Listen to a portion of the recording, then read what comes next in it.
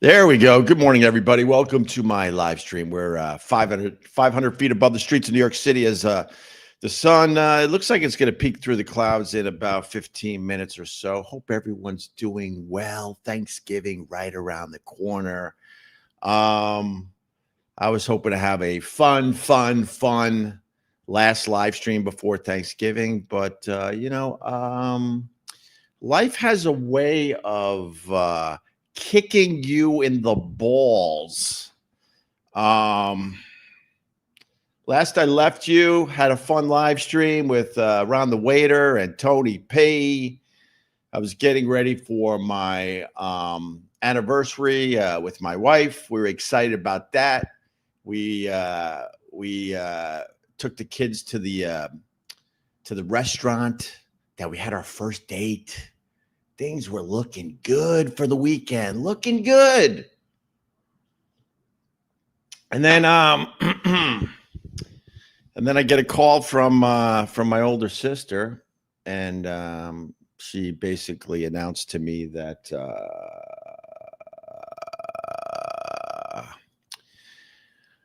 that my mom died. Yeah, 89 years old. And I've been leaking tears ever since, if you want to know the truth. And I don't want to do this live stream today, but my friend Ron the Waiter is like, man, you gotta do it. So he should be on in a few minutes, and we're gonna probably roll through this, but I have very, very mixed emotions about the passing of my mom. 89 years old. I'm not going to sugarcoat it. She died alone. She died knowing that all her kids stopped seeing her years and years and years ago. And that's where we're at today. Extended family reaching out, basically saying, try to see the good. They all knew that we had a very, very tough mom, a mom that rarely gave us a break, a mom that brought a lot of sadness, a lot of negative energy into our lives. Is there good in there? Sure, there's a lot of good, but like I told my brother, I'm pushing through the sludge today and yesterday to try to find the good, and hopefully we'll get to that point eventually. But here he is, Ron the Waiter. Hi, Ronnie. Good morning, everybody. What's going on, man? Well, what's going on with you? That's the real question. You know what, Ron? I'm actually good. What I don't like about the passing of my mom at 89 years old is it just stirs up, I should say. It just stirs up a lot of shit. Hold when on, you I have work a on question. yourself, when you try to move on from situations, when you put up boundaries, when you decide, when you make very tough decisions and decide you're actually going to remove people from your life. A lot of that stuff just settles down all nice. 20 years of therapy and surrounding myself with good people. All that stuff settles down nice. But then as soon as I found out that my mom died at 89 years old a couple days ago, it just stirs it up. So it's all in the air again. So my thought today is I just want it to settle back down. It'll always be there. Just let it settle back down. That's what I'm thinking today. This is my question. Yes. This is not a shocker. It's not like all of a sudden your mother had like leukemia and died a week later. Like, you were preparing for this.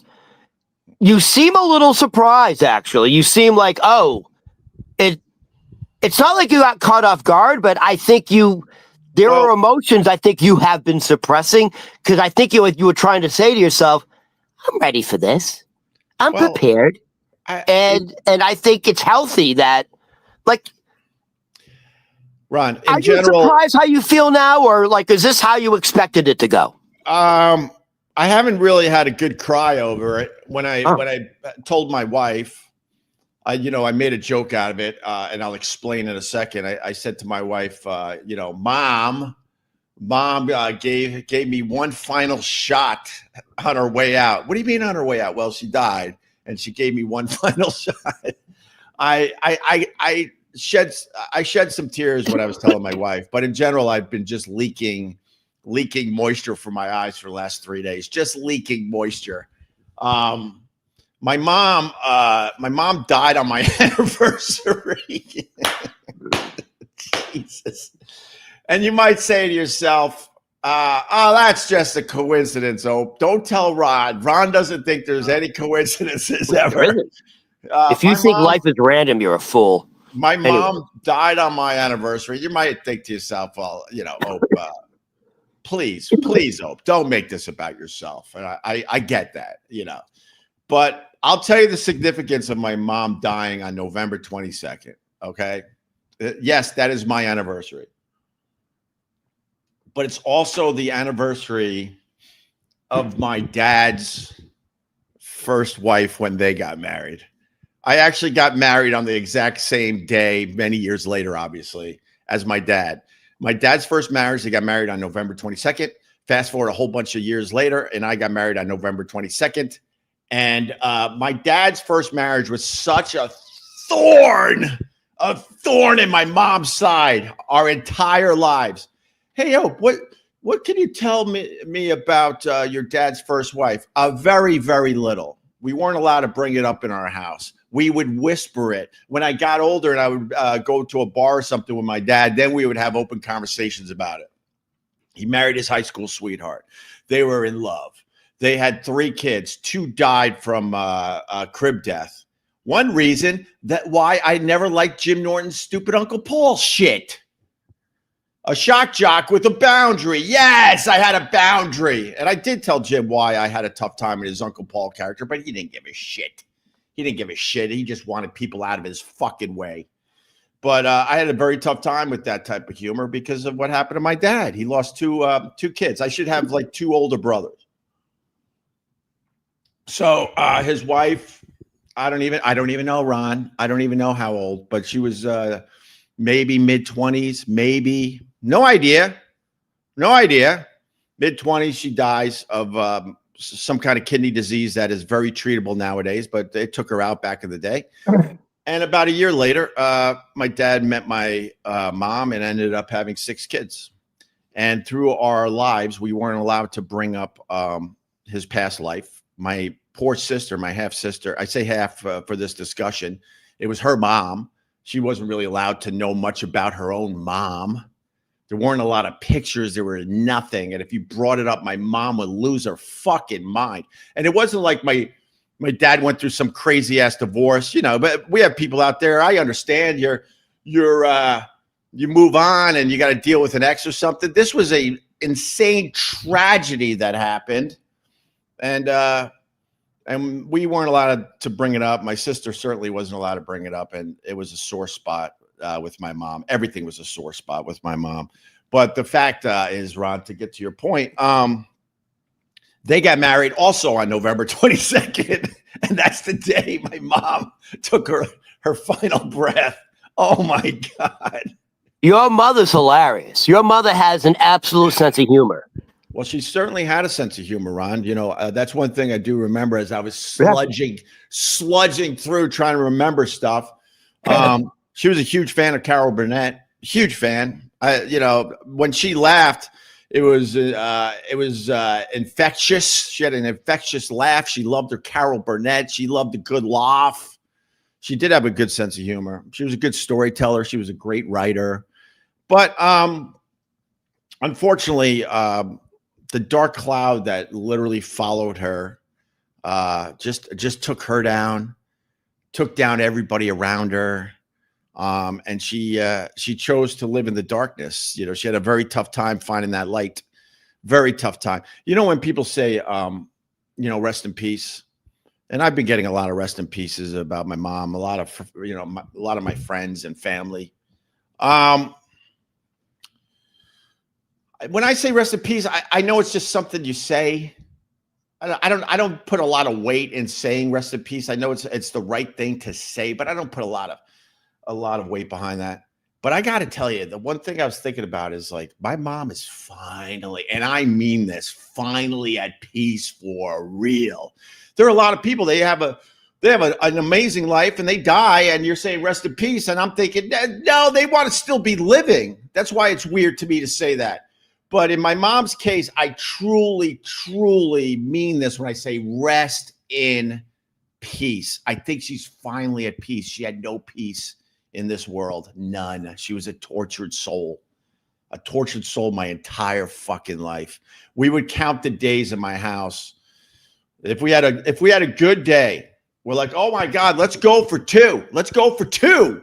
We rarely got to 2 days in a row that were good in my house, Rod. It sounds like you have a form of post-traumatic stress disorder from your mother.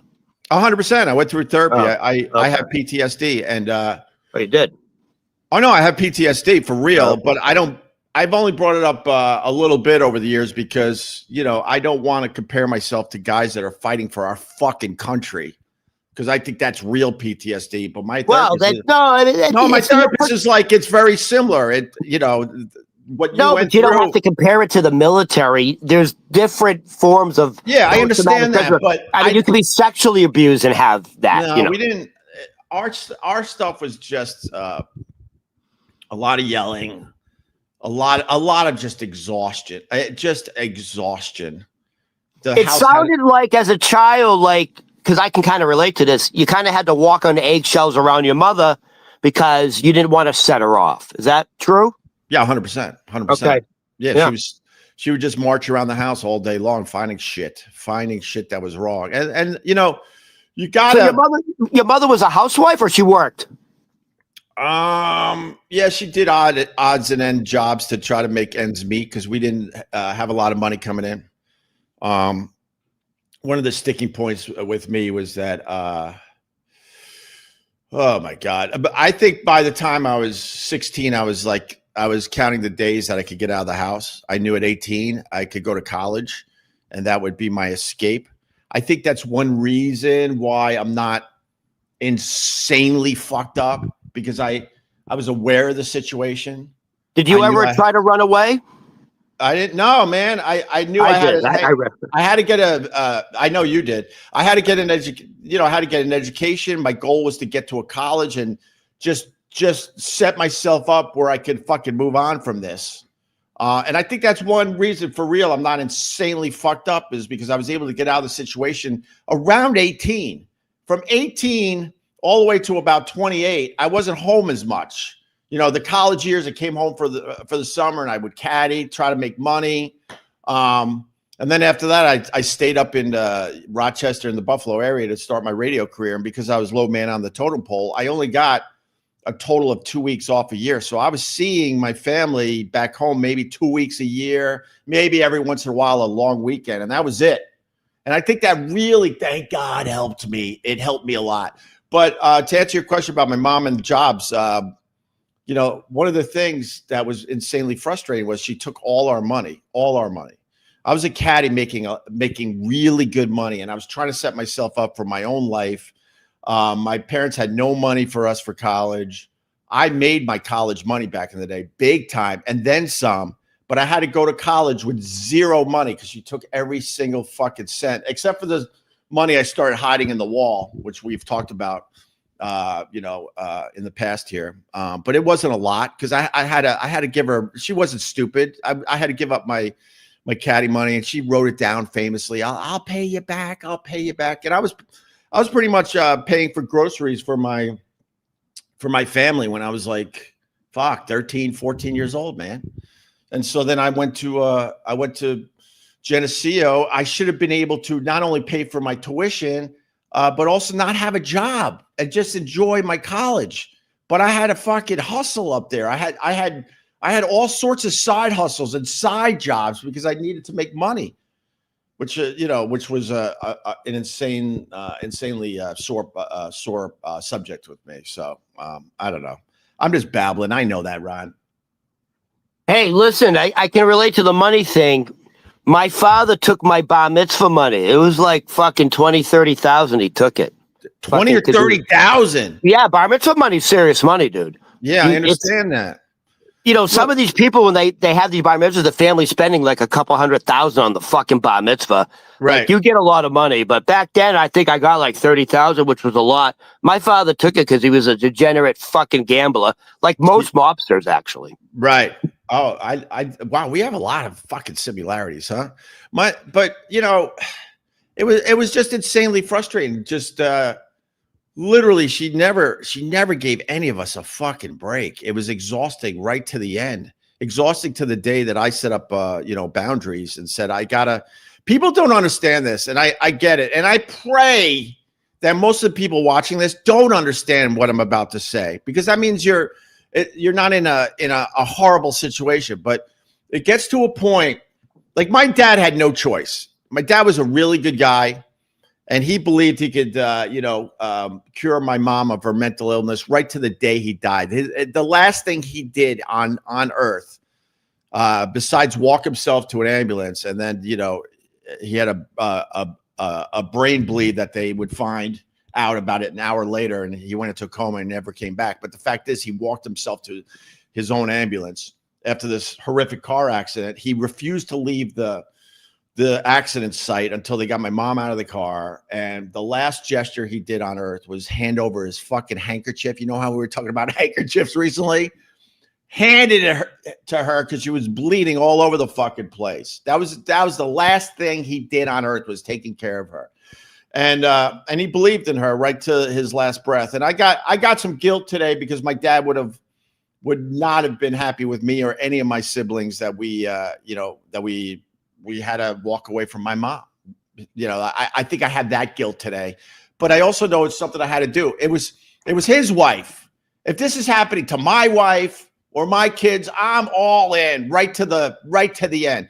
But what you learn through therapy is that sometimes, you have to let go for the sake of your own goddamn family. I let go for myself, for my wife, and for my two kids, and I had no choice. And it wasn't an easy decision to do whatsoever. And I questioned the decision for years. The fact is, the last time I talked to my mom was 7 years ago, and it was the day that I was let go from SiriusXM.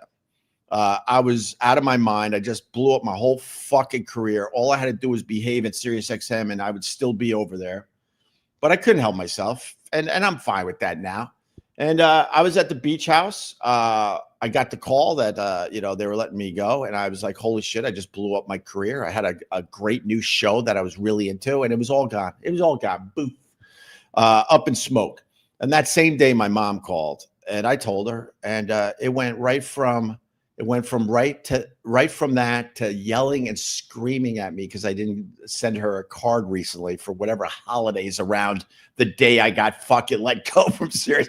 And then she started listing all the times I didn't give her cards in recent years.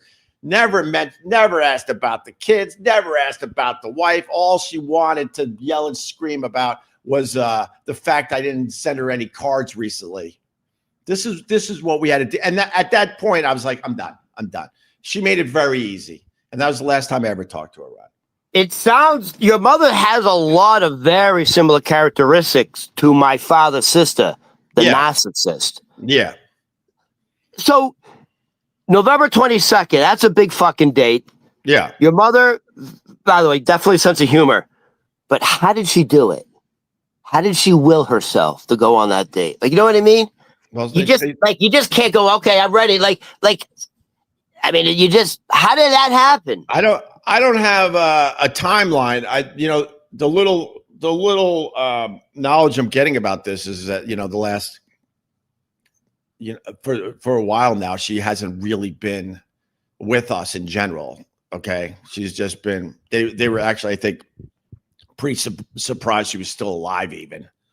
and then she taps out. But she died on November 22nd, right? Oh yeah. So that's what I'm saying. Like, how does that process work when she said, fuck it, I'm gonna one last jab on the two big wedding days? She willed herself to go. You understand that? Well, she willed herself to go. I mean, look, Ron, I will let that sit there. I'm not gonna push back on that. It is absolutely strange. Well, I mean, the wedding date is significant because when I got married at the Ritz-Carlton in Philly, and it was at the height of the O&A fucking phenomenon. So I had a lot of fucking money to spend, and we did it up right. We got married at the Ritz-Carlton in Philly, and to this day, people say it's one of the best days of their lives. They had so much fun at our wedding. It was unbelievable. It was almost like a fucking fairy tale fucking wedding for sure. And a day or two after my wedding, my mom called me to yell and scream at me because she wasn't treated right at my wedding. and Ron, I'm telling you, that's a narcissist right there. That's a narcissist. I'm telling you right. I'm telling you right now, we treated her right. She needed a lot of attention, a lot. Physically, she needed attention. Mentally, she needed attention. And my thought at the time was, I'm going to put her at a table, where she would be comfortable with people she knows, older people, right? And then I had I wanted to give my own family a break, so they were at their own table because they also didn't want to deal with her. And then the main table was me and my brother and my wife and a few other people, and she was so pissed off that she wasn't sitting at my table on my wedding. And I knew if she was sitting at my table at my wedding, I would have been miserable. And I wasn't going to do that to me or my wife on my wedding day. So was she nice to your wife? Huh? Was your mother ever nice to your wife? Oh, 100%. Oh, okay. No, my mom was tricky, man. If you would have met my mom back in the day, you would have thought she was a lovely lady. No, I'm telling you, they're devious people. I know. Believe me. That's why it's Dr. Jekyll, Mr. Hyde. She knows how to work you, man. She would have amazing conversations outside the house with people. People would fall for her quickly. That's a narcissist. Yeah, they're very clever. They're always conniving. They're always. You know what narcissists do? They're like they play chess. They're always calculating. How am I going to make this relationship work for me? Right. For me. Well, to be fair, just to put all of it out on the table, my mom suffered from severe OCD, severe OCD, to the point where she was convinced she was doing crazy ass shit and that she needed to go to the police station and turn herself in. What does that mean? She's like turning the light off and on like 5 times. There was more thoughts over and over, just terrible, horrible, fucking thoughts that you don't even want to talk about. Just think of the most horrible thoughts. It was more that. Did we have a tidy house? Of course we did, but it was the thoughts that drove her absolutely insane. So you lived in your mother kept a very clean house. Oh yeah, man. We couldn't even have we couldn't even have sneakers out in our room. If we had just a pair of sneakers in the middle of the fucking room, it was hell on earth. Hell on earth. This is where you and I absolutely differ. My mother does not. I lived in filth. My mother didn't clean. Just fucking dust bunnies in the corner, newspapers everywhere. Really? Turn on if you had to turn on the light in the bathroom first. This is Beacon Hill. These are old fucking buildings. Right. She didn't clean. Like you had to turn the light on in the bathroom first, or you would step on roaches. Like just filthy, dust everywhere, newspapers everywhere, fucking dishes in the sink for months, covered in rust. Well, if you didn't clean your room in my house, most of us did because we knew what would happen. You would come to your house. I got to leave my siblings out of it. I got names and stories. But that's their story to tell. I'm just telling my story, and my story is pretty similar to my siblings. The fact is, you know, if you're just tuning in, my mom died. What day is? I don't even know what day, like 3 days ago at the age of 89. And she, you know, there's no way to sugarcoat this. She died alone with no one visiting her. No one visited her for years, for fucking years. It's really as sad as it gets. But in my house, if you didn't clean I have your a room, question. Hold on. So was she like in a nursing home in Long Island? yeah, assisted living, okay. and then they move you on to the next fucking corridor, you know, that type of shit. So she was surrounded by her Jamaican caregivers.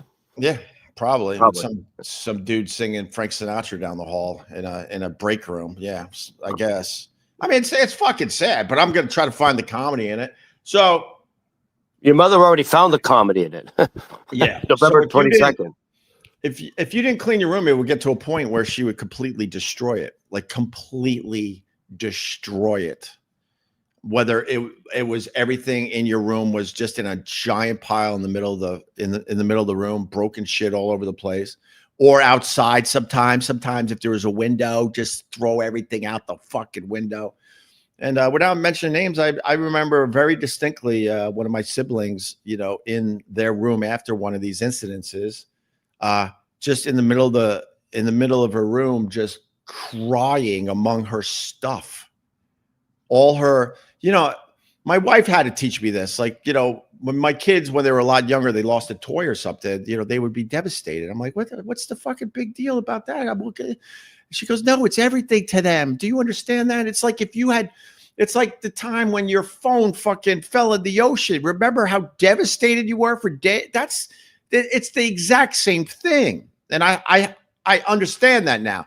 So when I go back and tell this story about my sibling, everything this person owned was very valuable to them. And now they're in their room with their entire room destroyed in a fucking pile, going through it like you go through your house after, you know, a tornado comes by. You know, I have a feeling if your mother was diagnosed now, it sounds like your mother has the symptoms of like bipolar schizophrenia. Yeah, I mean, that honestly, that really sounds like your mother. Was your mother ever on medication for anything? Well, first of all, Ron, you know, you're probably right, but I don't know. Thank God. But you know, we for the most part, most of us don't really know the extent. I mean, I wouldn't be surprised that she really most of us don't know because we just had to fucking move on. But also, Opie, back in the day, they didn't even test for that type of shit. Like back in the day, they didn't know what bipolar was or schizophrenia was. Well, the thing is, it's a nice sunrise behind you. Yeah, that's awesome.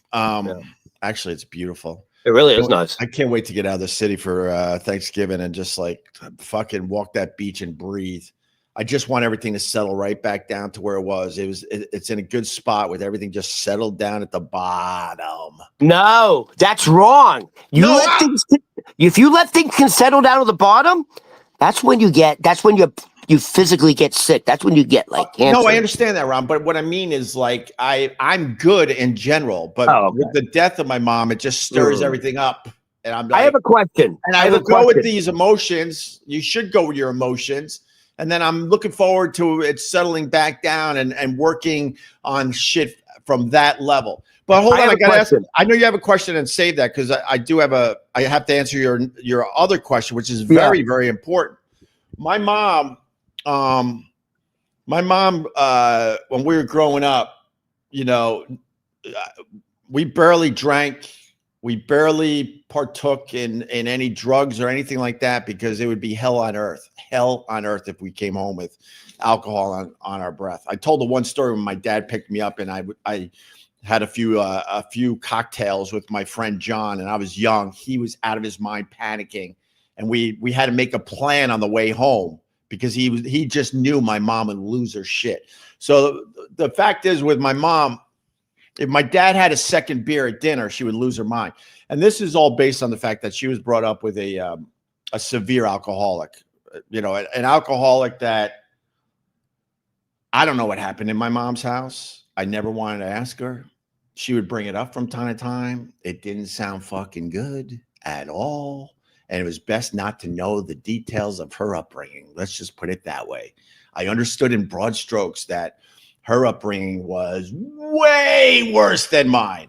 I have to say that. Doesn't make it right with what happened with my mom and me and the rest of my siblings, but she had it way worse. So when she wasn't even diagnosed with anything for most of my fucking life, I remember. It sounds like sometimes severe trauma brings on sort of like bipolar, schizophrenia. Like, yeah, I can relate to that. It sounds like, listen, growing up with a severe alcoholic is traumatic for a kid. So, and that can lead to physical abuse. I mean, we got the physical shit like anybody else my age, just. No, I mean, do you think your mother was physically abused? Oh, 100%. Oh, okay. I might even. You mean sexually? I don't know. Oh, okay. And I mean, it's not uncommon. That's what I'm saying. Unfortunately, it's not uncommon. Right. I to don't be physically know, and sexually abused, especially with an alcoholic father. I literally don't know the answer to that. Thank God. So really fast. So if my dad had 2 beers at dinner, my mom would lose her shit. You're becoming an alcoholic. This is how she used to talk. You're becoming an alcoholic, Freddie. That's her exact voice. Are you serious? All of us do my mom. It's like a character. That's how we get it out. When we get together at little barbecues and stuff, we all do my mom's voice. That is pitch perfect. I'm telling you right now. So fast forward, I'm doing radio in Buffalo. They came up to visit me, and we had a lovely weekend. We had a fucking lovely weekend, to be honest with you. There were times, things were good, but unfortunately, it was few and far between. And I remember being at Gabriel's Gate. I'll go local for everybody on Allen Street in Buffalo. And I was having a plate of wings. I had a little radio career going. I was doing overnights, and I was on my way to making something of myself. And my mom and dad were sitting across from me. And my dad said, we have something to tell you. Your mom has been diagnosed with OCD. I was 24 maybe. I was 24 years old when I finally got an answer to why my mom acted like she did. I was like, oh, and it was nice to finally have an understanding. And then the problem is back then, they took care of mental illness by just giving you horse tranquilizers. Nowadays, you can microdose all sorts of shit. They're figuring out the medication a little better. But back then, they just horse tranquilized you. And my mom spent, I don't know. My mom spent at least the last 30 years pretty much in bed most of the time. From her late 50s to her death, pretty much most of her life was spent in a bed. And then she was, she was a walking zombie. And by the end of her life, she absolutely was an addict. Absolutely an addict. Not her fault. But when they're prescribing all sorts of medication, when we finally got my mom out of the house I grew up in, and we got her into assisted living, when I was still doing day-to-day stuff, trying everything I could to help her out, me and my now wife, we emptied the cabinet there, the medicine cabinet. We had 2 bags of fucking pill bottles, 2 bags. Because then she was taking care of herself, so she didn't even know what the fuck she should be taking, and she just had every possible pill bottle there is, which is so weird to come from a woman that was scared to have a cocktail when I was younger, to this state. And then we got her into the home, and then they got control of that part of her life. So that's I had a very rich aunt in Brockton, Massachusetts, very rich. Matter of fact, her husband made a fortune like in the 70s or 80s in the real estate market. And that's all the husband did. He sat in his office and played real estate. I played the stock market. So I had a very, very rich aunt, Auntie Sylvia, and she lived in her bedroom. She had a luxurious bedroom, and she hurt her back and never left her bed again, and was straight up hooked on opiates. Yeah. And we all know she said, like, she just didn't want to ever get up again. Like, she always said, my back, I can't walk. She got super hooked on opiates and just chain smoked, those long, thin Virginia Slims. Oh, yeah. In her bed watching her shows. The narcissist told his mother where I'm going, the one who killed herself on Thanksgiving. Right. Also got hooked on opiates, and it destroyed her. Yeah. I mean, you know, it's not uncommon for middle-aged women and older women to be hooked on opiates. Dude, I think every single person watching this right now knows of a person that they would have never dreamed would have been addicted to stuff. You know, yeah. It's like all of a sudden you go in for maybe a sports injury and you need a little action after a surgery or something. And next thing you know, it just sets you off and you're never the fucking same. 2 aunts in my family had back injuries, and they both became opiate addicts. Yeah. Yeah. And I mean, and it's sad because like that was the solution, you know? So she walked around a big chunk of her life zombified basically. And back then they didn't realize the dangers of opiates. I mean, they were prescribing opiates back then like Tic Tacs. Yeah. I mean, you know, like I said, I got to get to a place where I can remember some good stuff. Well, hold on. I still have a question I want to ask you. Yeah, go ahead. Because I feel like one of the reasons you survived this very stressful. Why are we getting the best sunrise since me and you have been doing these things? It's your mother. It's your fucking mother. Nuts. That's Look fucking at this thing behind me. Dude. That's amazing. That really, dude. It looks fake. It looks like a fucking painting. No, that looks like. That looks like the backdrop of the morning show you do every day. It's insanity that dude, we're getting this sunrise today. Take a still picture of that, dude. Take a still picture. You should take a still picture of that. Anyways, yeah. I think part of the reason you were able to survive a very stressful environment was you were able to lean on your brothers and sisters. I'm sure you guys got together and talked about the common stresses of your mother. No, of course. Otherwise, you wouldn't have made it probably. Like, I'm an only child. I don't know how the fuck I made it. I think being from a big family, yeah, yes, I think we held each other together as best we could. I really do believe that. You know, other memories, you know, growing up, you know, my mom would have to she would have to go to mental hospitals from time to time, and I would have an aunt over, you know, taking care of us, or finding my mom. I never asked my siblings, but I found my mom in the attic once, just in the middle of a fucking breakdown, and the guilt we would feel, I like I said, I got to speak for just myself, but I know a lot of this stuff is very, very similar. Trust me. The guilt I would feel when my mom would go away to the mental part of the hospital, right, for a few days. The peace you would feel instantly in the house. The peace, you would be like, oh, look what this could be. And then, you know, and fast forward, that door would open. It'd be good to see mom again for an hour or two. And then it would just go. I'm like, what did you fucking learn in there? You're going right. Look at this sunrise. This is Opie, I can't even focus on you right now. That is such a ridiculous sunrise. How is this happening today? I'll tell you what I'm going to do. After we're done, I'm going to go back to, I'm going to punch up the episode, and I'm going to take a still shot of, like, where are we? 38 minutes in? Yeah. Right, 38 minutes in. That is fucking, that should be your picture, dude. That should be like, let me take it for you. That's ridiculous. It's so weird it's happening today. I'll send you that picture. But anyway. Yeah. And then, you know. Can I say one more thing? I do think that's a sign from your mother. If you choose to believe that. It's a little weird, man. We're talking about her, right?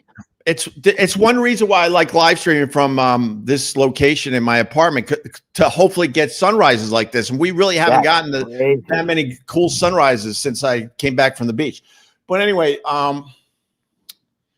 you know, other thoughts, like we weren't allowed to ever confront my mom ever.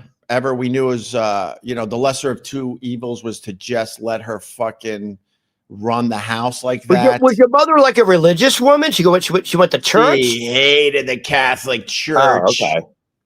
They were both brought up very Catholic. She used to tell stories about the nuns and how scary they were and how they beat the shit out of the kids in Catholic school. She's from that generation. Hold on. Let me try to understand what you just said. Your mother and father were both raised very Catholic? Yep. And then they turned out to hate the Catholic Church? Well, my dad realized that the Catholic religion wasn't telling the full story. Right. He was really obsessed with that, and he loved digging into all the scrolls and all the stuff that wasn't actually too public. He was very interested in digging the mysticism of it, much deeper than what the mysticism. Yeah, because supposedly there's a ton of shit they left out of the Bible and all this stuff. Right. And I just find it odd that he was into all of that. Yeah, huh? I just find it odd. I find it odd if, like, for your mother, you grow up a strict Catholic and then that hating the Catholic religion. To me, that says something bad happened.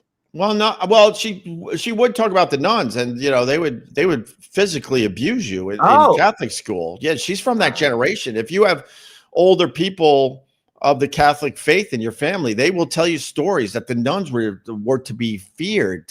They were scary people. They would hit you with rulers on your hands and stuff. They were disciplinarians. It was bad. You know, the reason I say that is because I'm from Boston, and the Catholic Church, there was such a scandal in the Catholic Church in Boston that pretty much, if you're from Boston, either you were molested or you knew somebody who was molested by a priest in Boston. That's why I'm like, that's why I said that. I'm wondering what happened to your mother, but I guess it was the nuns.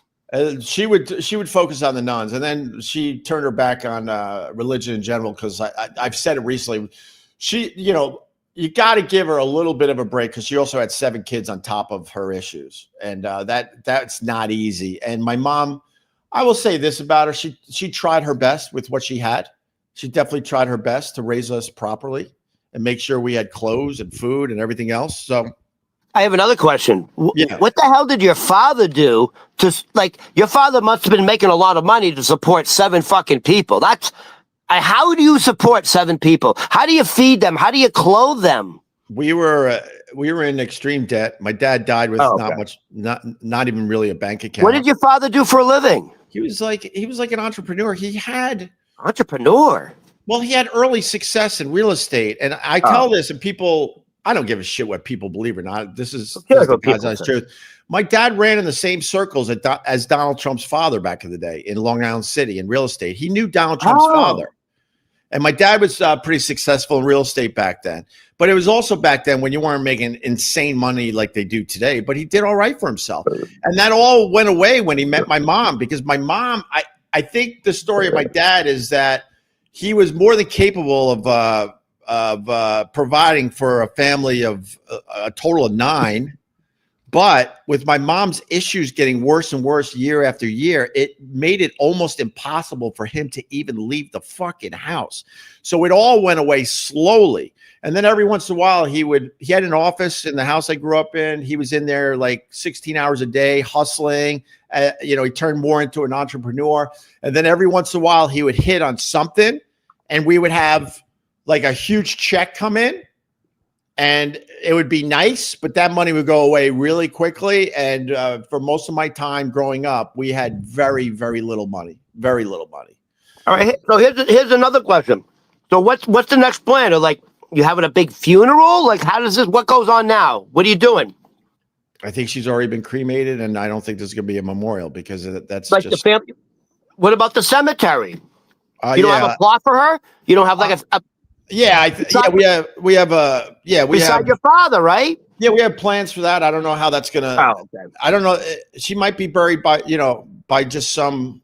She might just be buried with a couple Mexicans and some shovels. No, they don't bury like the family. They're gonna put her. I think in with my dad. So okay. And I think that's in Long Island. I think that might happen with none of us around, and then maybe eventually. I'll go there. But that's in Long Island? Yeah, somewhere on Long Island. But anyway, what was I saying? So, so my mom. You get together, you put the rock on top of the. All that stuff. So my mom is like, she didn't like the Catholic faith because she didn't want all of us kids. She told anyone that would listen, she didn't want all these goddamn kids. One of my siblings told a story to me a couple of days ago that he was living in the house after college, and he was paying rent. My mom was all about making us pay rent when we moved back in. Oh, give me the rent, $200 a week, and that's a lot of money. And he got a gig in the city. He was going to move out to try to start his own life with his job in the city. And my mom turned to my dad and said, "I told you we should have had an abortion." Jesus Christ. Just fucking crazy, dude. Fucking crazy. And what does your father do when she says that? He like chuckles? No. He was deeply depressed that he couldn't figure it all out. But he doesn't say like, "Hey, you don't talk to my kid like that." No, man. I mean, that leads to something I do want to say. My dad, he didn't stick up for you in front of the mother. Not as much as, like I said, this is my story because I know I was your father afraid of your mother? Yes, I have I have probably a couple siblings watching this. I think my dad was doing the best he could with the situation. He knew, like, I don't know what the fuck to do. He probably was thinking, I can't raise 7 kids by myself. He was absolutely scared of her going off the deep end. One thing that really needs to be said today, I told my wife this years ago, and she just, it floored her. I grew up in a house where I was convinced that if things went too sideways, my mom would end our life. I was convinced of that. I was convinced she was capable of doing that. That's a big burden to carry. I was convinced of that. Whether it's real or not, doesn't matter if it's real or not. But so when I was getting older, like most of the time in the house, we weren't allowed to talk back to my mom, confront her on any of the shit she was doing, because it would just make it way worse, like way worse. But then you get a little older. I'm coming home from college. Now I got some balls. I got a foot out of the situation. I got a life outside the house. So I started confronting her a little bit. And one time she was in a full mental breakdown.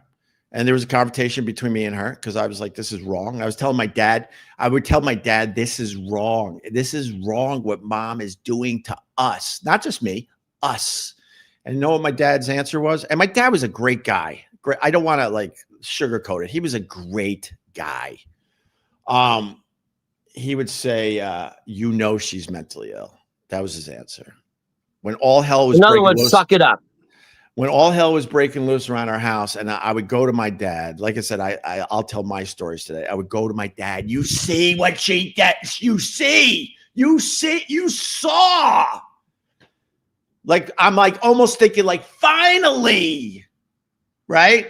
And he would go, she's mentally ill. And then you would have to just like sulk away like, fuck, man. Like, what the? I mean, come on. Well, by the way, that's another type of trauma when you go to your father to save you.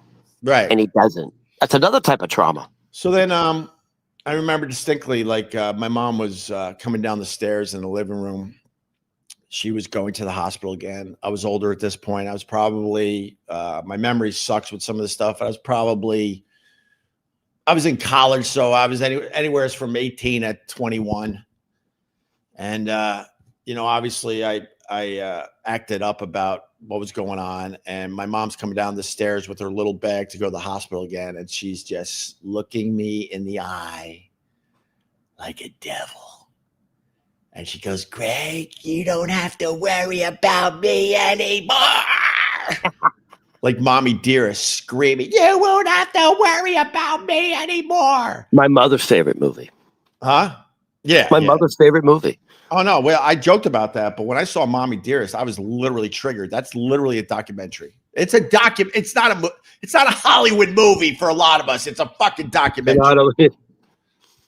So that would be, but the running, I'm not joking. Like by the way, so I haven't spoken to my mother in 3-4 years. Right. But back in the day, the running joke was for every birthday, I would get a Mommy Dearest birthday card. No, it was like Mommy Dearest with the coat hanger. She always had one. Like she ordered them. Let me say this. Hold on, quick. Yeah. We were literally, so we have a lot in common. I haven't spoken to my mother in 3-4 years. You and I literally last week doing the live stream at Get Parts said, you know, Opie, you said, I haven't spoken to my mother in 7 years. And I said, I haven't spoken to my mother in 4 years. My mother's in her late 80s. She may even be in the early 90s now. And I said, gee, I don't even know if my mother's alive or dead anymore, but I probably would feel it. Right. And then you said, well, I think my mother's alive because someone would notify me. And then a few days later, your mother passed away. I know. Yeah, we were having that exact conversation. We were literally talking about it. Yeah. So I don't know. Hold on. Did you sense anything on November 22nd? Honestly, was it like, if you go back to November 22nd when your mother passed away, did you have any inclination? Did you like, hey, something seems weird? No, because I was in. What day was that? Saturday, right? I was. No, man. Me and my wife were celebrating our anniversary. We were very, very happy. It was casual but cool. Right. I had the idea because now my kids are older. I had the idea of eating at the restaurant where me and my wife had our first date, which was literally the day before I was restarting my radio career. It was the day before I had my first show at SiriusXM, and we went to this little local restaurant. And in the Upper West Side? Yeah, close to here. So we had an awesome dinner. Everything was just nice. So. Yeah, because me, the Star Wars thing, like Obi-Wan Kenobi, I feel a disturbance in the Force. Yeah. I truly believe I would sense something. I do. I knew she was coming. I mean, I think this is good because, my mom's issues made me look into like my issues and stuff, and I started therapy around the time I met my wife because I didn't want to. The one thing you learn is, and I have said this over the years jokingly, but I truly, truly, truly mean this. And I want to say this today. If you have kids, inevitably you're going to mess them up. Hopefully not too bad. And what all you want to do as a father is mess them up in new ways. I think that's the best you could hope for when you're raising kids. Am I trying to mess them up? Of course not. Am I providing for them? Yes. Am I there for them? All of that. But knowing the triggers that my mom did to me and my siblings, I am very focused not to do the same shit. And I think that's important because you got to try the best you can to break the cycle. My mom actually tried to break the cycle because, like we said, we were talking about recently, her mom was way worse than my mom. And my mom recognized that and knew I got to cut her out. My own mom cut her mom out of her life. Let me ask you this. At some point before you had children, were you actually concerned that you would be abusive to your children the way your mother was to you? You never thought that. No, but I had like, I had a way of communicating where I yelled and screamed a lot. I don't do that. I mean, at all anymore. Very rarely. I was even joking with my daughter on the way home from school yesterday because she feels bad. She goes, Dad, I just didn't know your mom. I'm like, I know, I did that. I did that for the sake of our family. So what about on the other side? Do your children have a relationship with their grandmother, grandfather on the mother's side? They have a very similar upbringing as I did. Like, one side of the family, they don't know that much, unfortunately. And then the other side, it's all in, very, very, very close. And that's pretty much how I was brought up. I didn't know anything about my mom's side of the family, very little. And my dad's side of the family, extremely close. I got so many cousins that are almost like brothers and sisters to me. We were that close. Oh, but you know what I'm thinking now? I hope it's not true because we talked about it last week. We both don't talk to our mothers. Both our mothers are Polish. I believe my mother may actually be 89 or 90. Right. if is my mother going now? It's like that's what I'm thinking. Like, oh, shit. You know, and then there's people that are like, life's too short. People would always say to me, and they meant well, life is too short. Go see your mother. And I don't think those people fully understand like some of these tough decisions that I'm not the only one that had to make a tough decision like this. I know I'm talking to people. I'm talking their language today. To cut someone out of your life, like your mom, a sister, a brother, like that's fucking pretty intense. I didn't take that lightly. The fact is, the reason why I'm not having major breakdowns over the death of my mom is that I mourned her passing many years ago. It's finalized on November 22nd, but I had to say goodbye to her a long fucking time ago, bro. When I exhausted everything I could possibly do for her, I had to let go. It takes a healthy person to walk away from a destructive relationship because it's called self-care. You need to step away from that so you can actually be a healthy, productive human being.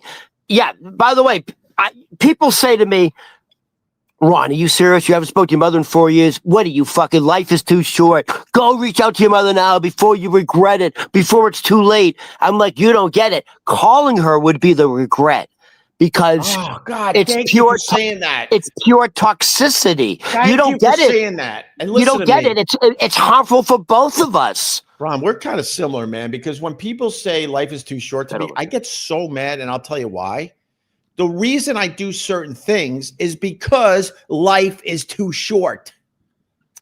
Life is too short is the reason why I had to cut my mom off literally 7 years ago. It was because life is too short. There's other things without getting into it. Why don't you do this, Oprah? Do that, Oprah? And my answer always, and they always say, life is too short. Why don't you blank? And I'm not bringing up people from my past right now because it's not about that. But I will always write them back and say, that's the reason why I don't do it. It takes a strong person to walk away from a loved one who's abusive, because otherwise, if you don't walk away from that person, you become codependent and they will suck and drain your life force and you won't be able to continue on your life's journey. Dude. So it is a very brave thing to do. And you have to do it because life is short. Life is short. Dude, can you put on a red wig, dress a little sexy, put on a little makeup? Because you sound exactly like my therapist. Oh, your therapist is a Jewish woman? Really? That's what your therapist says to you? I had that exact rap. Exact rap. And she's spot on. There's reasons. My mom is the reason that thank God I don't do this anymore. My mom is the reason why I surrounded myself with very toxic people. There's a reason, because I learned through therapy, and actually my wife gets a lot of this credit too. I learned that the reason why I surrounded myself with toxic people was because that was my baseline growing up. My baseline all you knew. Huh? It's all you knew. It was your comfort zone. It was my baseline. I needed chaos around me to feel something, to understand. Interesting. You needed chaos around you, and you became a shock jock. Yeah, and then I didn't even understand that until I went through therapy. That was my baseline. I make much better fucking decisions who I allow in my life. Thank God. But that's all I knew. I had, I try not to, like I've said many times, I try to not go through life with a lot of regrets, but there were really solid, good people that I could have been friends with over the years. Good people, man, solid. And I blew them off because they were boring to me. Opie, because I needed crazy. Opie, how about this? How about something? We're getting past 7. How about, I don't want to end on a negative. I want to end on a positive. Give me a beautiful Thanksgiving memory with your mother. Oh, There has to be one. There has to. I mean, every Thanksgiving can't be a disaster. Come on. Wow. I'm trying. Really? Are you telling me Thanksgiving was super stressed? Like you don't have a beautiful, Thanksgiving. loving No, Mary of no. The fact, it's really important to say that, my mom raised us the best she could. She gave us good, solid values. She provided for us the best she could. She worked her ass off. Unfortunately, because of everything, it makes it hard to remember that stuff, but there was always a meal on the table. Thanksgiving was always over the top. Thanksgiving was actually a day that was a happy day in our house. So hold on. So your mother was a good cook?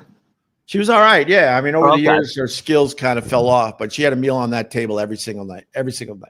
And Thanksgiving was a day I did look forward to, and we all would go back home to my mom's house. And we knew that was a day that there would be no fucking turmoil for real. None. So there you go. Yeah, none. And then the other side of that is then you would have the hope that, okay, this could be the beginning of something, you saw what it could be. And then unfortunately right around the corner, it would go back to the craziness. But my mom, she had a great sense of humor. She was a great storyteller. She made friends wherever she went. She would laugh her ass off over Carol Burnett. Loved her maple walnut ice cream. We had to get a gallon of maple walnut ice cream for her, and that's so New England.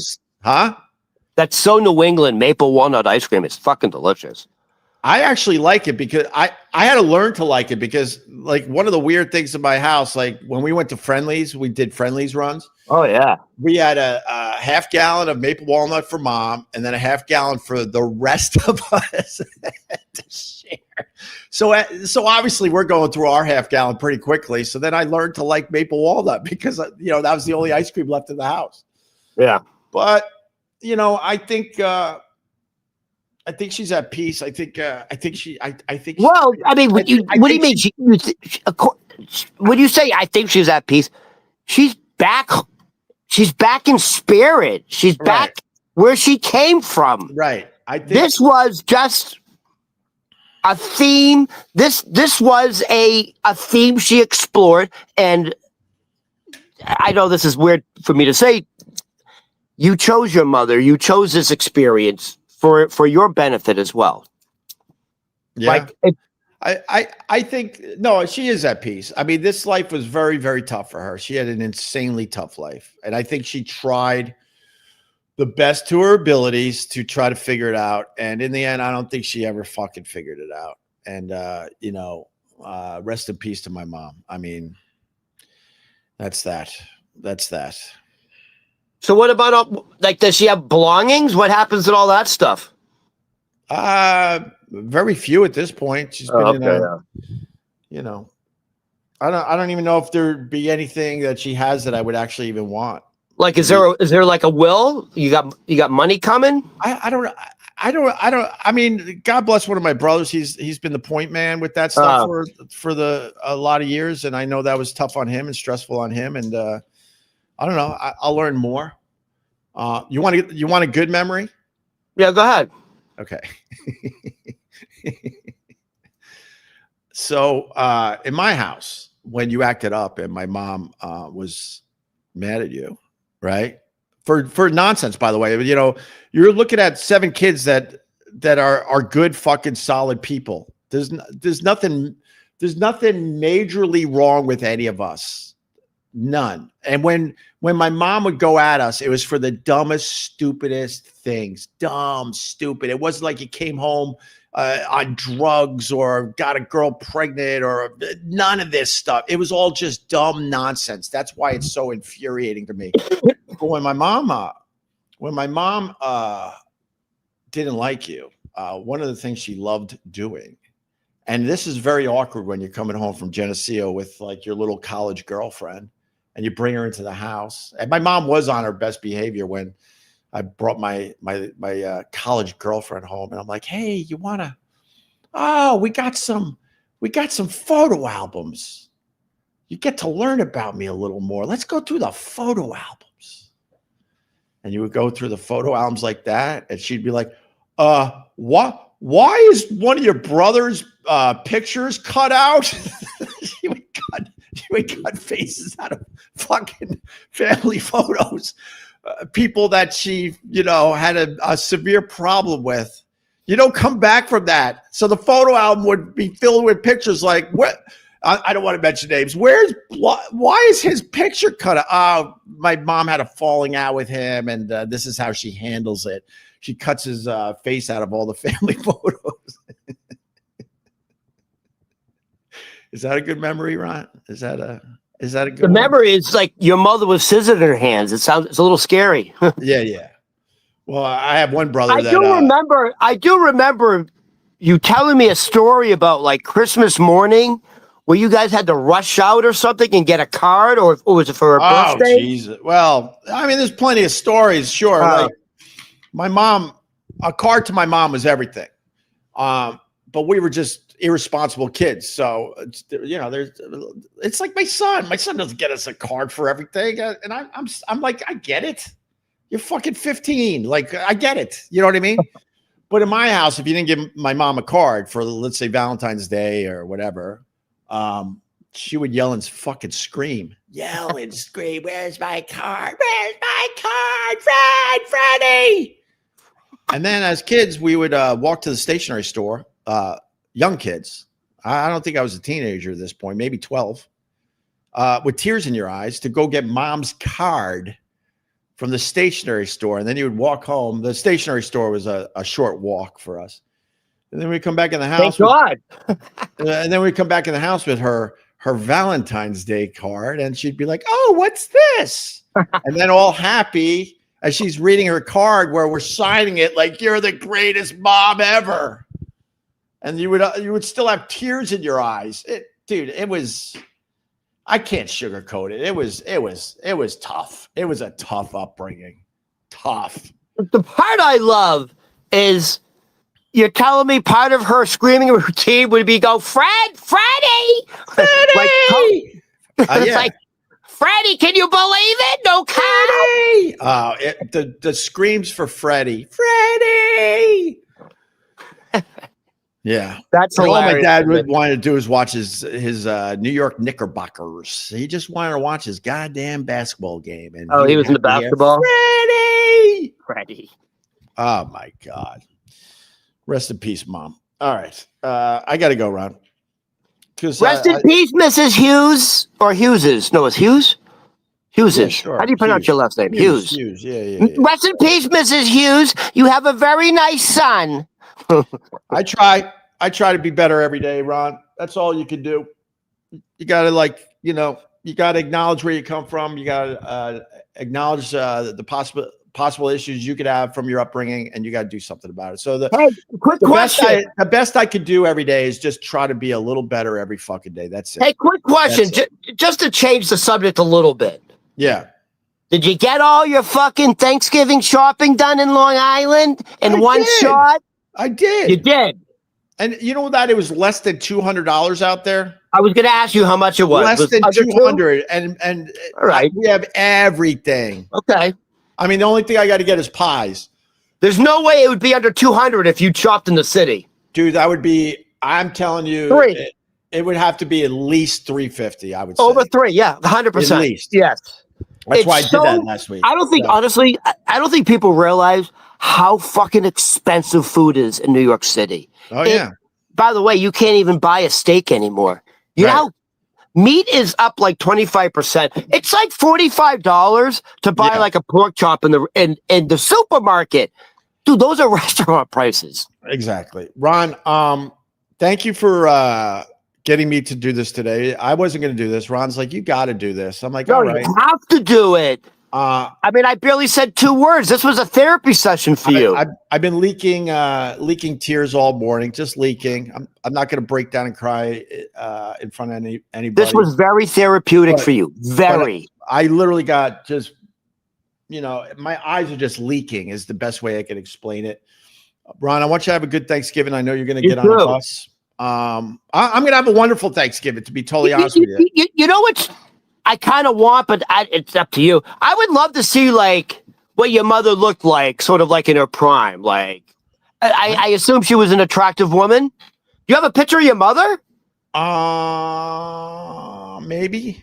Do you, like? I assume. I'm not even joking, I bet that she was an attractive woman. Yeah, when she. It'd be nice to see what your mother looked like. You know. She, she had a nice sparkle. All right. When she smiled, and well, you told me she's Polish, so I know she had great fucking skin, great cheekbones. She, no, she was definitely a good-looking woman, and yeah. You know, I think the thing that was so frustrating was like you saw what it could be with her. The potential. Come on. The potential. Like every Christmas, like she gave us an amazing Christmas. It wasn't my dad, it was my mom. She gave us an amazing, here's a memory, Ron. She gave us an amazing Christmas. Like it was insane. You would think, you would wonder to yourself, where the fuck did they get this money? We had gifts piled up to the ceiling every hold on. Christmas. When you say amazing Christmas, you're talking about the presents, like the amount of presents? The whole thing was the whole thing. Well thought out, and and then you learned only years later that they would just max out credit cards to an insane limit. My mom used to cut up credit cards and put them in the wood burning stove so she would stop fucking using them. I got a ton of stories, to be honest with you. I don't even know which ones to tell, but she would give us an amazing Christmas every year. They made sure it was as special as possible. But then I would find my mom a lot of Christmases extremely sad in the corner. She wouldn't do it in front of us. She had some awareness at times. She'd be extremely sad. And that would go back to her goddamn childhood. It's a shame, Opie, like, because modern medicine, like, your mother's condition is very curable now. It really is. Well, I think, I think they've gotten the medication in a better place. Sure. But I could speak like, then you didn't even know how to help her because like she definitely had the issues, and then on top of that, she's now addicted to all sorts of shit because they just threw tranquilizers at shit. So I kind of can relate a little bit. So the narcissist, my father's sister, who took her life, her daughter Tova, where I'm going to today, the stress of Tova's mother, my father's sister, having an extreme narcissism mother, Tova, the daughter, ended up having a fucking massive nervous breakdown. Right. And was in a mental hospital for like a month and a half. Right. They found Tova sitting on the front yard, sitting Indian style, waiting for Santa to come down from space. She's Jewish, for Christ's sakes. And she got diagnosed with bipolar schizophrenia. And I'm a very psychic person. I had such a strong feeling that was the mental stress of having a mother like that. So I feel like your mother also had those similar conditions from the stress of her upbringing and her mother. Oh yeah, man. It broke my cousin. It broke her, and to this day, if she's not on her medication, she'll hallucinate. And I know that's from the stress of growing up as a child. Yeah, I think my saving grace is I had a plan and I acted on it. I remember going to college. My parents actually were driving me to Geneseo. I have one question. Like, so all your brothers and sisters turned out like normal and healthy and successful? I mean, I wouldn't say like to say. No, but I'm saying like that's also a compliment to your mother. No, to say I don't know if anyone's actually normal. No, I don't mean it like that, but like you're all productive human beings, aren't you? Yes, we got. Are you adding to society? Huh? You're adding to society in a positive way. Yeah. So good for your mother. I'm actually surprised that we don't have major shit. Right. I think that's I'll say it that way. I'm very surprised we don't have major shit. Yes. Right. I'm very surprised by that. The reason that is. but I could only speak for myself. My saving grace was I knew this upbringing was tough and not right. I knew my only chance was to just get out of the house as soon as I can. I knew my dad was going to be no help because I think he was in it to win it. He didn't know what the fuck to do. He was just trying to keep some kind of stability in the house. So I knew I would go to college. Your father was extremely I knew codependent. that would be my foot out the door. And even though coming back into this environment was tough, I also knew that I was on my way to doing my own thing. And I remember the day my parents were driving me to Geneseo for my freshman year. I remember waking up one of my brothers, if not both my brothers. I got twin brothers that are 6 years younger than me. And I remember saying goodbye to them. And I wasn't saying goodbye to them like I was saying goodbye to them. Like I knew like my life. You weren't saying goodbye. I'm going to college. I'll see you at break. You're like, see ya. I'm done. Yeah. I'm out. I knew that day when I got in the car and pulled away from my house. Okay, you're older than them. They still okay. I don't know if they look at it this way, but I knew I had to say goodbye, and not just because I was going to college. Their older brother was going to college. I was saying goodbye, like things are going to be different from this day on, and certainly it wasn't a piece of cake. I was always getting back into that situation.